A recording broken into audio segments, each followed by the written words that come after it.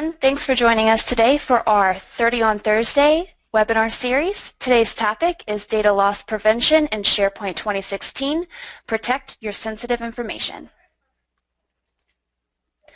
A little bit about us before we get started. Protiviti is a global consulting firm that helps companies solve problems in finance, technology, operations, governance, risk, and internal audit. We have over 3,000 professionals in 70+ offices in over 20 countries worldwide. Our Enterprise Content Management Solutions group is within the IT consulting firm of Protiviti. We specialize in consulting, support, training, and add-ons for SharePoint and other ECM platforms.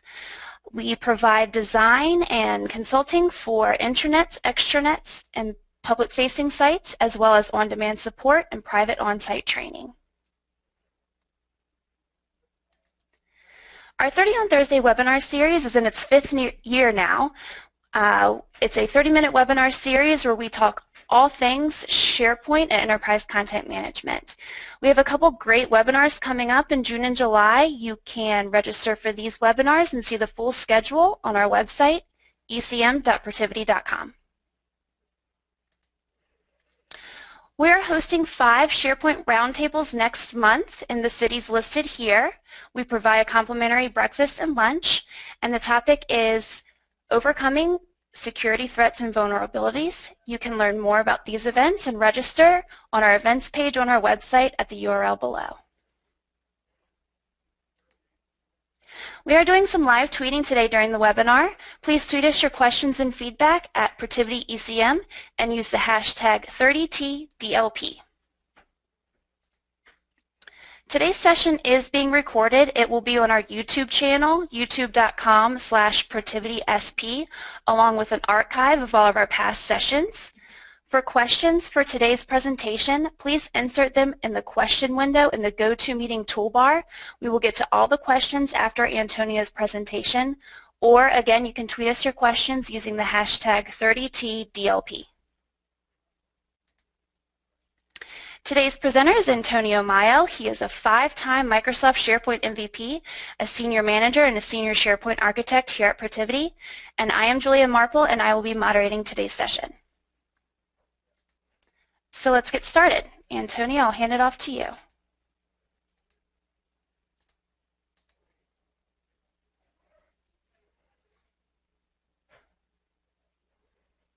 Thanks very much, Julia. Hi, everyone, and welcome. I hear we have quite the crowd here today, so I want to start off by thanking everyone for joining us today. We've got a lot of content to cover, so I'm going to jump right in. I want to start off by talking a little bit about the fact that we're constantly hearing about or experiencing threats to our business, in particular to our business's data. To protect the business and its reputation, or to comply with business standards and industry regulations, organizations often need to protect that sensitive data that they hold. And they need to put in place measures to prevent its disclosure. Sometimes that disclosure is inadvertent or accidental, and sometimes it's intentional or malicious. In either case, data loss prevention solutions, or what's commonly called DLP solutions, are just one solution to this problem, and that's specifically what we're going to focus on today. So DLP is really about finding and protecting your sensitive data, and that's typically done in some sort of automated way. And when we talk about sensitive data related to DLP solutions, we're specifically talking about these types of examples. So things like personally identifiable information, or PII. These are things like your social security numbers, your tax identification numbers, even your driver's license numbers. We're talking about PCI data, or payment credit industry data, and this is your typical credit card number or credit card data. We're talking about financial data as well, things like debit card numbers, banking data like SWIFT codes or ABA routing numbers for bank transfers. And then a final critical example, and there's many others, but a final critical example I want to mention is health insurance data. So things like medical record numbers and patient information. Now, if we look back a little bit, data loss prevention has been a long-time feature of Office 365. But until recently, it's really only been available in Exchange Online. We had things like policy tips and warnings and policy enforcement in Exchange, both Exchange Server on-premise and Exchange Online. In the middle of last year, so around the middle of 2015, Microsoft announced that SharePoint Online and OneDrive for Business within Office 365 was also going to have a data loss prevention solution built into it. And that started to roll out through the second half of 2015, towards the end of 2015. It started to roll out to the various farms that make up Office 365. And by early this year, all the farms had that available. Now, with the imminent general availability of SharePoint Server 2016, we also have this capability for our on-premise SharePoint deployments. Now, I'll be honest, this is going to be a pretty open and frank presentation about the SharePoint Server 2016 DLP capabilities. I'm going to talk about some of the things that are great about it and what it gives us, and also some of the things where I think the solution still needs to evolve. Now, if we look at data loss prevention in Office 365, this is available through a couple of different mechanisms. So first of all, through the Exchange Admin Center, you can configure DLP policies, but then also through the Compliance Center that you access through the Admin Center of Office 365. And this Compliance Center is now starting to be called the Protection Center as well. So you might start to hear that terminology also. In SharePoint 2016 Server, for our on-prem releases, it's also now available in a couple of places. So first of all, we have an improved e-discovery site collection, where you can now access some DLP capabilities. In particular, you see here in the left-hand menu, data loss prevention queries. And we'll talk in more depth about this in just a moment. And then also in a new Compliance Policy Center site collection that's available in SharePoint 2016. You'll see here there's a few things within the Compliance Policy Center. There's both deletion policies and DLP policies. And again, we're going to be focusing on that quite a bit in this presentation. So within the e-discovery center of SharePoint 2016, the DLP capabilities allow you to create and run DLP queries. And these are really searches against your content, more specifically against the search index, where your content's been indexed, to identify sensitive data. It doesn't really protect that data, it just helps you identify where that data lives. You can save your queries, you can export your data, and you can enable people like auditors or a compliance team to use or your legal team to use the e-discovery center to run these types of queries. Now, something you're going to hear me say several times throughout this presentation is these DLP capabilities in SharePoint 2016 are highly dependent on your SharePoint search index. It's extremely important that you have a healthy search index and a healthy search crawl as well. We'll talk a little bit about that more in a moment. Then also within SharePoint 2016, in the Compliance Center that I showed, you can create DLP policies that allow you to monitor the usage of sensitive data, specifically the sensitive data types we mentioned, and enforce some protection policies around that sensitive data. You can do things like provide administrators with an automated notification through email. You can provide policy tips to the end users and owners related to when a particular type of data or document conflicts with corporate policy. And you can block access to files that contain sensitive data. We'll take a look at this in a moment. Once you've created those policies in the Compliance Center, you then need to assign those policies to your existing site collections. And that allows you to have one particular policy and then assign that to many site collections, for example. Once again, this is extremely dependent on having a healthy search index. The DLP queries and the DLP policies operate against the data that's in your search index. If something doesn't exist in your search index, for example, if a document hasn't been indexed yet or crawled, the DLP policies won't yet apply to it. Okay, now when you go to configure DLP policies and all that I've talked about so far within SharePoint 2016, there are some prerequisites. And I'll say once again, the very first thing is to create a search service application. This is mandatory. Again, all of these DLP policies and queries run only against the search index, not against your live content. Once you've created that search service application, you'll start the search service, you'll define a crawl schedule, and then you'll perform a full crawl. As well, having continuous crawl enabled also helps with this. Again, you need to have a healthy search index and crawl. This is extremely important. If you're using SharePoint, if you're deploying SharePoint 2016 in a min role capability and you have a search role server, the creation of the search service application will actually be done for you. And the starting of the search service will also happen for you automatically. However, you'll still need to define a crawl schedule in that case and perform your first full crawl and hopefully configure continuous crawl. What's recommended is that you configure outgoing email as well. The policy alerts that happen are sent via email, and that happens through the outgoing email configuration that you would put into your SharePoint environment. It's also recommended that you turn on usage reports. One of the great capabilities of the DLP solution here is that you can allow certain users to override DLP policies when they have an appropriate need to. And they need to provide a business justification to do that, and once they do that, that gets sent through and stored through these usage reports. So you may want a compliance team to be able to review those.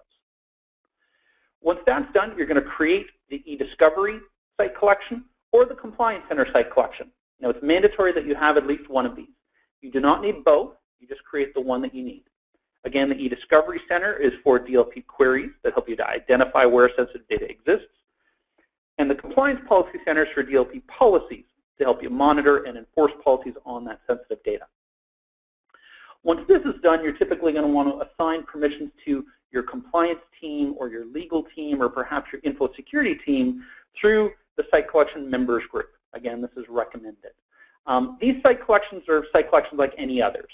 So once they're created, you're going to have a visitors group, a members group, and an owners group. And if you have a compliance team, you typically want to give them the ability to access the Compliance Center, create policies, view those policies and the results, but not necessarily modify who can get access to the Compliance Center site collection. So that's why we recommend making your compliance team part of the members group as opposed to the owners group. Okay, now when you want to get started with the Compliance Center site collection, you're going to create a new site collection the way you would any other. Now there's a new site template that's available in the Enterprise tab. You're going to select the Compliance Policy Center template that you see here shown in the slide. Now a couple of important things. You can only create one Compliance Center site collection per web application. Okay? There is some literature out there saying you can create as many Compliance Center site collections as you wish. That is not the case.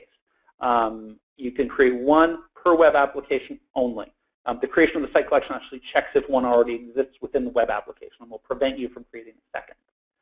The other important point that's not obvious here is that the Compliance Center cannot cross the web application boundary. And what I mean is when you create the Compliance Center site collection and then you go to create policies and assign them to site collections, if you follow a recommended configuration like what we've been also always told to configure, which means have your portal, your collaboration portal or intranet in one web application and have my sites in another web application. If you create your Compliance Center site collection in your intranet web application, it will not be able to access the site collections within the My Sites web application or any other web application. If you want to enforce the same policies on both a collaboration portal, an intranet portal, and My Sites, which I think is a pretty common need, you're going to have to create separate Compliance Center site collections in each web app and manage those policies separately in each one. Now I find this a little odd because if you work with the eDiscovery Center, it can query across multiple web applications. And I've tried this many times where I can have one eDiscovery site collection within my intranet portal, and it can access all the site collections there, and it can access data within all the site collections within My Sites as well, even if it's in a separate web application. So I find this discrepancy between these a little bit odd, and one area where I'd like to see this solution evolve more. Now once you have your site collection created, you're going to create DLP policies. Now you create DLP policies using what's called policy templates, and there's 10 policy templates available in SharePoint 2016 on-prem. These policy templates are groupings of sensitive data types, and there's 10 sensitive data types. So what you see here on screen are the 10 policy templates. And if we take the first one, for example, U.S. personally identifiable information data. Right, if we look at that, that policy template is specifically going to look for U.S. and U.K. passport numbers, U.S. individual taxpayer identification numbers, or what's often called an ITIN, and U.S. Social Security numbers. The second one, the U.S. Gramm-Leach-Bliley Act, I would have a hard time saying that one, it's specifically going to look for credit card numbers, U.S. bank account information, U.S. individual, again, the ITIN numbers, and Social Security numbers. Your PCI data security standard is only going to look for credit card numbers. Your UK financial data template is going to look for credit card numbers, EU debit card numbers, and SWIFT codes. SWIFT codes being for bank transfers and so on. US financial data is going to look for ABA routing numbers, again for bank transfers, credit card numbers, and US bank account numbers. Your UK personally identifiable information, and notice we have two PII policy templates here, one for the US, that first one, and then one for the UK, that one in the middle I'm pointing to right now. That's because each of these policy templates is essentially meant to represent a law or some act put in place by a country or a region of the world. And different regions of the world, of course, have different data protection laws in place. In this case, this one's for the UK. And this policy here, this policy template here is going to look for UK national insurance numbers and US-UK passport numbers. And the idea of the policy template is to make it easy for an administrator to say, we're going to comply with US Graham-Leach-Bliley Act. And they can choose that policy template, and away they go. The next one, UK Data Protection Act, looks for SWIFT codes, UK national insurance numbers, and US-UK passports. The UK Privacy Electronic Communications Regulations looks for SWIFT codes. Now, in the US, numerous states have different confidentiality laws around Social Security numbers. In this case, we have one for US state Social Security number confidentiality laws, and that's going to look specifically for Social Security numbers. And then the last one, again, state-specific data breach laws related to notifying people that a breach has happened is going to look for credit card numbers, US bank account numbers, US driver's license numbers, and Social Security numbers. Now, a couple of caveats here. As you'll notice, there's no health-related data. There's no health-related policy template. So if you need to comply with HIPAA, for example, that's not yet available here, which I think is one thing that's seriously missing, and I hope this solution will evolve to include very soon. As well, you can't customize the policy template or the data types. You can only use the built-in ones within the on-prem SharePoint 2016 solution. And both of these are different from the SharePoint Online and OneDrive for Business solution, Office 365, where you can customize policy templates, you can customize data types, and you do have many more additional policy templates available and data types available. Okay, so when you go to create a DLP policy, you're going to get a dialog that looks very much like this, and we'll see this in just a moment, where you're going to provide it with a name, you're going to select one of 10 templates, you can't select more than one, and there's no customization of this. You're then going to select a number of instances of the sensitive data type. And what that means is, let's consider the PCI data security standard policy template. It's going to look for credit card numbers. Let's say in your organization, it's acceptable and fine and part of day-to-day work for users to have one credit card number in a document. But let's say where you want warnings to start to appear if someone has more than one, or if they have 10 credit card numbers in a document. That's where things start to get concerning. That's what you would use this value for, to alert only when a certain number of those sensitive data types exist in a particular document. You're going to specify an email address to send incident reports, and you're going to select if you want the user to be notified with a policy tip. We'll see what that is in a second. And finally, you're going to select if you want access blocked to that document. Even if you select access to be blocked, your site collection admin, your content owners, and the last person that modified the document will still be able to get access to the document. That way they can potentially remediate or move or remove the document. Once you've created your policies, you're then going to assign your policies to your site collections, and that's done one at a time. Now, an important concept in data loss prevention or DLP solutions, and there's many of these solutions out there. I'm very happy to see Microsoft including one in the on-prem solution. One important concept is the idea of false positives. And that's the concept that your automated solution, your software, sees a particular data, thinks it's a sensitive data type, either blocks or warns the user about it, but in reality it's actually something else. One common example that happens is US Social Security numbers tend to look a lot like US phone numbers. So tend to look a lot like European phone numbers is what I meant to say. So you might have a document that has European phone numbers in it, and a policy a DLP policy thinks that it's actually a social security number and blocks access to the document. And that can really slow down business. So false positives can be a serious issue. Now, Microsoft has gone to some significant lengths to help avoid false positives. Let's take the example of credit cards. Now, there's a URL on this slide, and I've got just 2 examples of this, but there's many more. For every data type they've published at the URL that I provided, the specific process that's used to identify if a piece of data is a credit card number. For example, it's going to look at the format of the data. So a credit card number is 16 digits long. It's going to look for that. It's going to look for it formatted either with dashes every 4 digits or no dashes. It's also going to look for a pattern. And there's different patterns for Visa, for MasterCard. For example, Visa numbers usually start with a 4. MasterCard numbers usually start with a 5, and so on. So it's going to evaluate the data that it finds for those patterns. It's going to then run a checksum. So for those that don't know, credit card numbers are generated using what's called the LUN algorithm. It's a particular algorithm that generates these numbers. And you can run that algorithm on what you suspect to be a credit card number to validate if it is in fact a real credit card number. And this DLP solution will run that algorithm.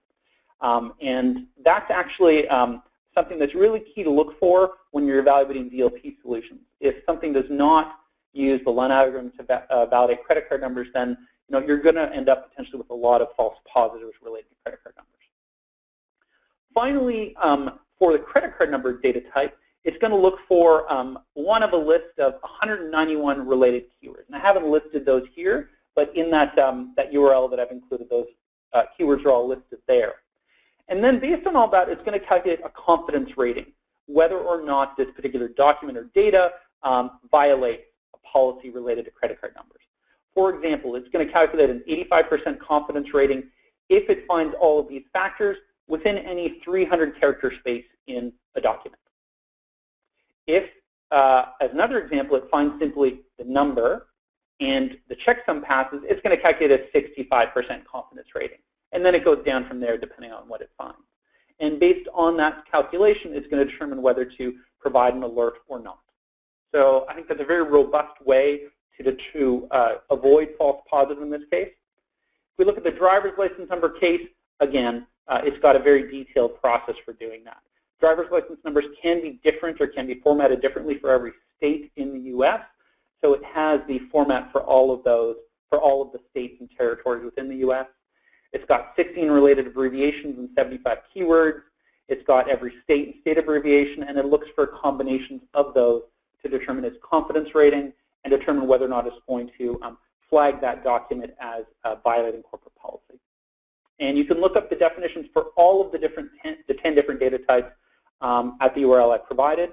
If you're interested in those definitions for SharePoint Online, Exchange Online, OneDrive for Business within Office 365, those are also published in great detail. Okay, so let's move on to a bit of a demonstration.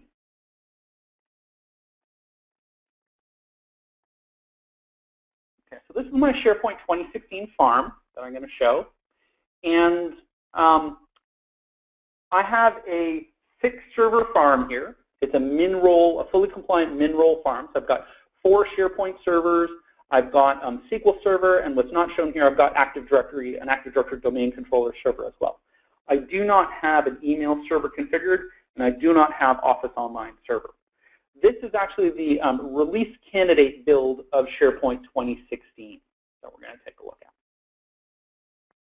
Now, in this example, I've already created the eDiscovery Center and the Compliance Center site collection. So this is the eDiscovery Center site collection. Again, it looks pretty similar to what we've seen before in SharePoint 2013 from eDiscovery. But you're going to see here we've got this new item for data loss prevention queries. So if we click on that, we can now create a query and run it against our farm. So let's do that. So data loss prevention queries, I'm simply going to click on New Item. That's going to ask me to choose a particular policy template. And you'll see here, as mentioned, the PCI Data Security Standard only looks for credit card numbers. And I'm going to look for all instances where there's only one credit card number. Okay, now when I create that, I have to choose the source. So I have to click on Modify Query Scope, and I can either choose to search everything in SharePoint or select just specific sources. Even though this is selected by default, I still have to go in here to choose it, otherwise my query doesn't complete correctly. And then once I've selected that, I just click search.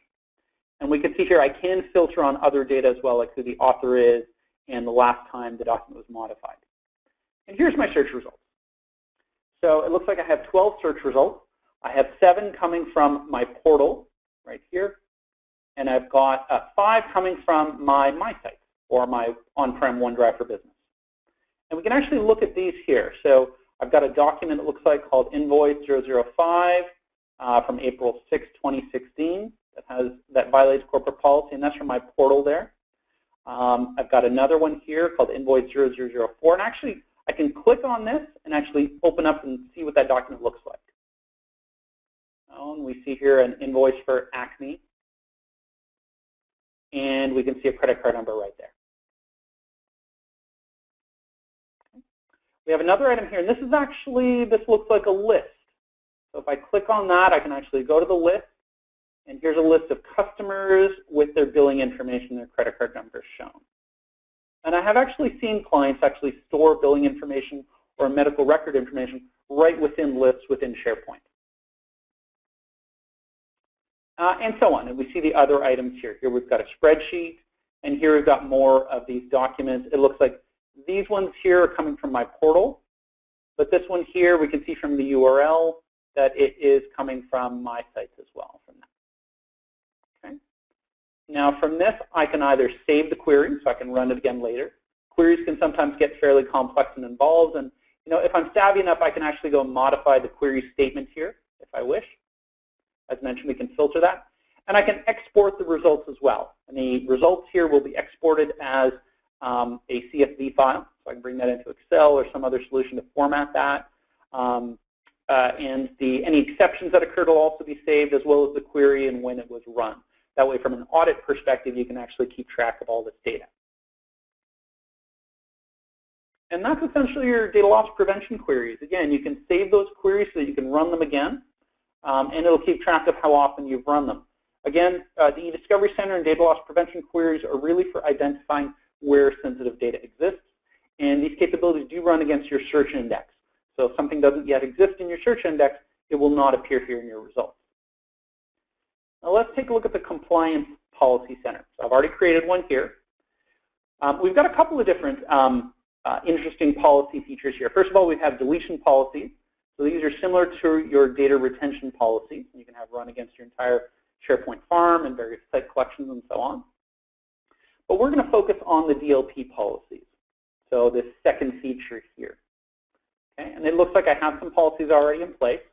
So if I go to my data loss prevention policies, I have 2 lists that show up here. And these really are just SharePoint lists they're using to manage these.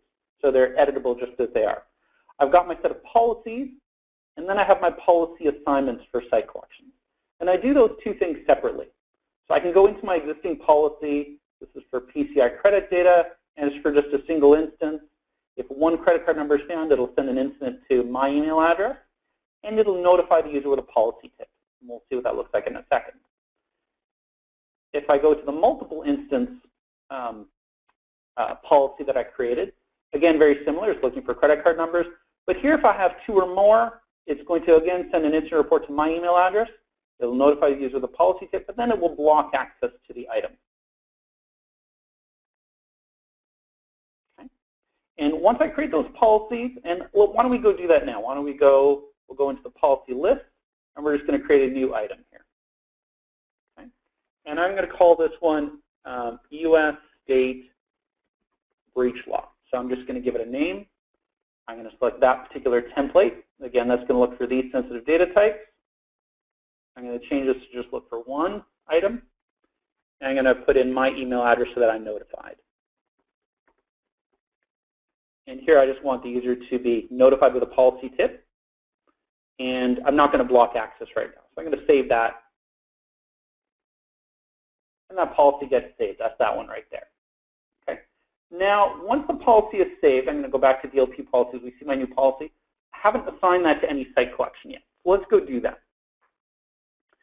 Now, I'm going to show you where you run into issues if you try to associate this policy with a site collection in a different web application. So if I'm going to create a new item here, and this is again a policy assignment.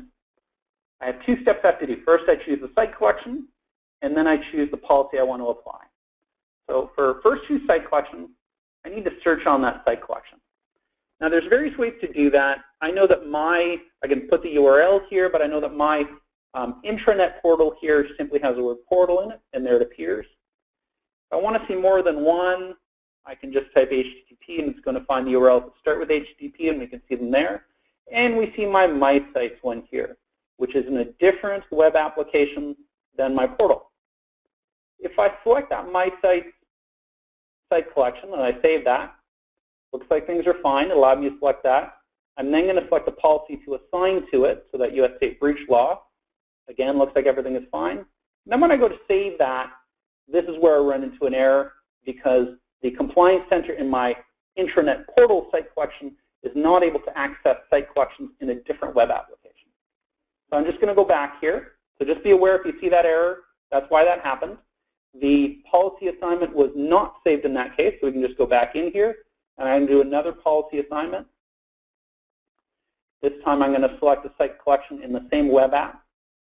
So again, I'm just going to look for HTTP. The documentation states that wildcards work in this field, but I have found that they in fact do not work. So I'll select portal, and then I'm going to choose manage assigned policies. I'm going to choose that new policy, and I hit save. Okay, and there's my new policy assignment right there. And this one is to enforce, because I chose to show a policy tip. It's not going to just send a notification. Now I notice that we're a little bit over time. My apologies. I'm going to keep going here quickly just to show you the result of this. So I'm now going to look at a portal, one of the document libraries in the portal where a policy is being assigned. So you can see here I have this Invoice Tracker. This is an Excel sheet, and it has a special icon here. If I hover over it, I get a tooltip telling me access to this item is blocked. It conflicts with the policy in your organization. I'm the last modifier, we can see here, so I'll still be able to open it, but other people will not. If I click on that icon, I get what the actual policy tip is. Item contains the following sensitive credit card numbers.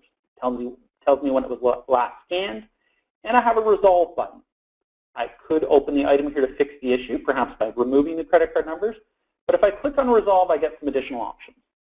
I can choose to override the policy, and to do that, I would click on override, and I provide a business justification. That gets logged, and when that happens, the policy icon and the tooltip will be removed, and I'll be able to access that document as will everybody else. However, I can also go back to here, click on resolve, and I can report an issue. So if I feel that this is a false positive, I can click on report, and then allow me to send a report off to an administrator to resolve that issue. I'm just going to let that go since we're running short on time, and I'm going to move on. One thing I'll point out here, if you look at these documents below, Invoice 1, Invoice 2, Invoice 3, those documents all contain a credit card number. And I have, as you can see, I last uploaded them 11 hours ago, and the policies have not yet taken effect. It can take, I'm told, up to 24 hours for policies to take effect. I'm not sure why that's hanging there, so I'll just cancel that. So that's an interesting factor, and I'll talk in just a second about kind of what's required for policies to take effect. This is my OneDrive for Business. I am enforcing policies here. This is through a separate Compliance Center site collection within my site web application. You can see here a slightly different icon. This is the icon that appears in the policy tip that appears when you're just notifying the user that there's an issue with the document. See that here, and you have the same resolve options as well. So very similar to before. What I'd also like to show is that for any of these documents where policies are being enforced, I can also see a warning here. I can click that link to see what the actual policy tip is. And if I actually go into properties, I want to show that the policy tip is actually not shown in the properties window, unfortunately. That's another area where I think the solution could evolve. And as well, if I again follow the ellipsis and I go to advanced, oh, not on my site. If I go back to my portal, I follow the ellipsis, and I go to, again, in properties, the warning won't be shown. If I go to compliance details, you would think the warning would be shown, but it's not in fact shown here yet. So once again, I think an area that I'd love to see the solution evolve to incorporate that detail here.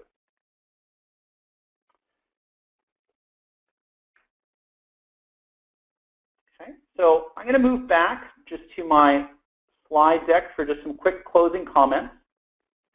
So some final important technical details, and I'll say this once again, if it's not in your search index, the DLP policies will not be enforced. The DLP queries will not find it. They are searching against the search index, and you do need to consider your crawl schedule. What I mean by that is if you have a large amount of content, let's say you have 10 terabytes of content, I've seen search crawls take an extremely long period of time for those to finish. For example, 24 hours, even multiple days. In those cases, if you add a new document, it could take that amount of time before the policy is actually enforced on the document. Not only that, not only do you have to wait for your crawl to finish, but there's actually 4 timer jobs that are used to enforce the policy. And these timer jobs fire at different intervals, as you can see there. One important one to highlight is the third one down, compliance high priority policy processing. It fires every 15 minutes, but it only fires on certain data types. There's a priority to each data type. So for example, for the credit card numbers and social security numbers, that's considered a high priority.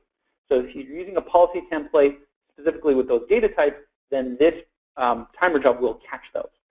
However, even if you force these timer jobs to complete or to run, there are many instances, like the one I showed you a moment ago, where the document is not picked up yet and the policy is not enforced. So, overall policies to be enforced need the search crawl to complete, and they need these timer jobs to complete. The timeliness of the policy enforcement is not necessarily where I'd like to see it be. It can take up to 24 hours, but again, that depends on how soon your search crawl will finish and how soon your content ends up in your search index. And then this last point, I want to put a big question mark around it. Through all the documentation I've seen from Microsoft, the demos, the examples, all the community contribute blogs and articles, and even my own testing, I have not seen these policies enforced on list items. I've only seen them enforced on documents. But I don't think we've proven this out yet. I am working to prove this out, and I'll soon be putting up a long blog post describing this in detail. And I will stay on this issue and try to confirm this for people that are interested. So I'll post this on the Protiviti blog and on my personal blog, which is trustsharepoint.com. And then finally, just to wrap this up, thank you to the people that stuck with us through, even though we're 8 minutes over time. Apologies for that. Just some final thoughts on this, that DLP and data loss prevention are really just one critical part to securing your sensitive data. And by that I mean it really does need to identify your sensitive data, monitor its usage, and then enforce the policies that you need to comply with regulations or to protect your business. For DLP to be successful, and there's many DLP solutions out there, it requires regular management of the policies. You do need to refine them on a regular basis to avoid the noise of false positives. I do think that the SharePoint 2016 DLP solution is a great start. I've worked with a number of DLP solutions that integrate with SharePoint, and the challenge there is that they're always trying to extract SharePoint content and scan it from outside of SharePoint, which is a challenging thing to do efficiently and quickly. So having a solution that's built in, that relies on the search index, is actually a really positive thing from a performance perspective. Although, I've mentioned a couple of the caveats. I am excited to see the solution evolve. There's a lot of things I would like it to see, like I'd love to see more policy templates. I'd like to see customizable sensitive data types. For example, Exchange Online right now has 80 sensitive data types. SharePoint Online has 51 sensitive data types. So, I'd love to see those come to the on-prem solution, especially policies around HIPAA. I'd also like to see the data types be customizable, so for us to be able to put our own regular expressions in. Today, the policies are based on location. So, for example, which site collection content resides in. It's based on conditions, like what sensitive data type is found and the number of instances. And it's based on actions, like notifying a user with a policy tip or blocking access to a content, notifying an administrator with an email. But I'd like to see these evolve to be event-based. So enforcing policies when a document is uploaded or when a document is edited or when a document is deleted, for example. Today, the policies are not enforced when a document is uploaded. from everything that I've seen and read and worked with in this solution over the last couple of months. I'd like to see more actions as well. So for example, to be able to encrypt content with IRM when it's downloaded if it conflicts with a particular policy.